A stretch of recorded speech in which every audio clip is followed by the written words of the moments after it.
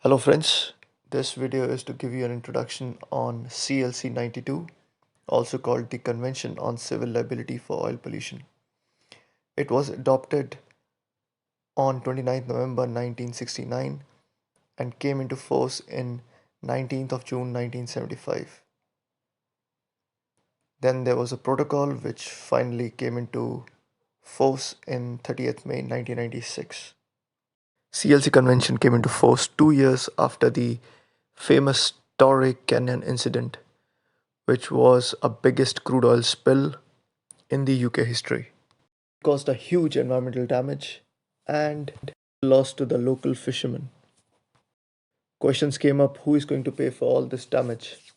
Thus, 2 years after this incident, the CLC Convention came into existence.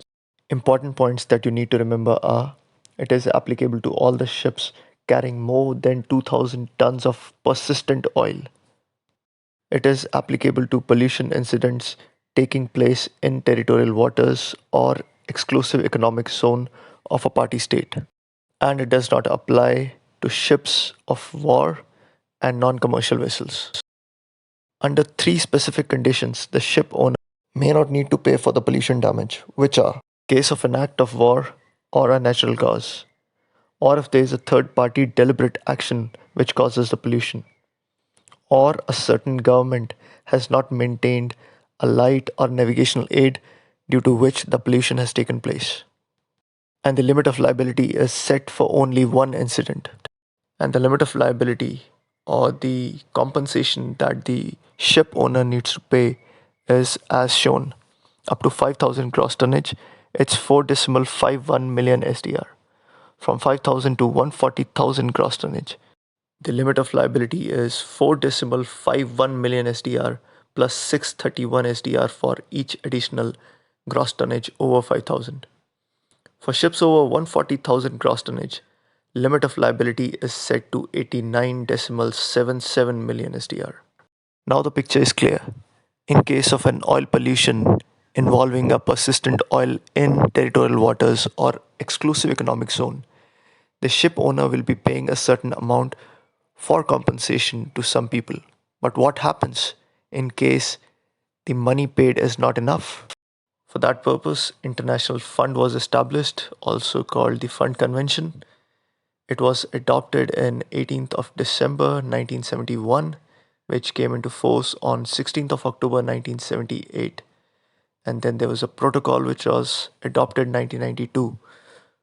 So the pointers that you need to remember are contribution is done by the receivers of oil who are receiving in excess of 150,000 tons of oil in any given year.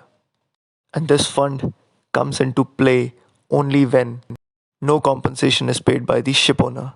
That will happen in case is exempted as discussed in CLC Convention as per three conditions.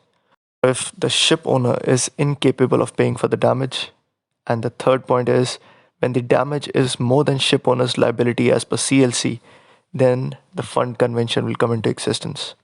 Now, how much fund is available to take care of the pollution damages? There are two cases. In first case, 203 million SDR when overall oil received by the contracting states is less than 600 million ton. And second case, when they are receiving more than 600 million tons, fund increases to 300.74 million SDR. Fair question arises, what will happen in case even fund convention is not enough to pay for the damages done to the environment and the local people? For such circumstances, there is a supplementary fund. It was a protocol to the fund convention adopted in 2003.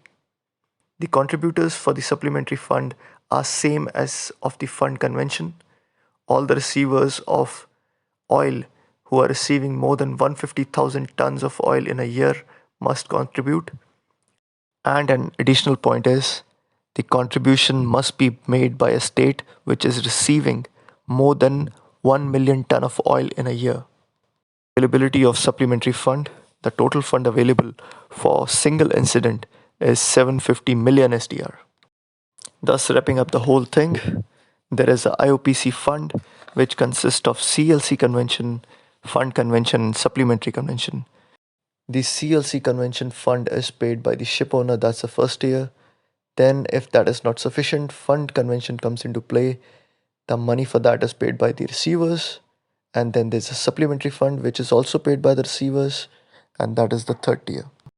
As per the CLC, vessels are supposed to maintain a certificate which is a proof of insurance being done under CLC 92, and it is also called a blue card.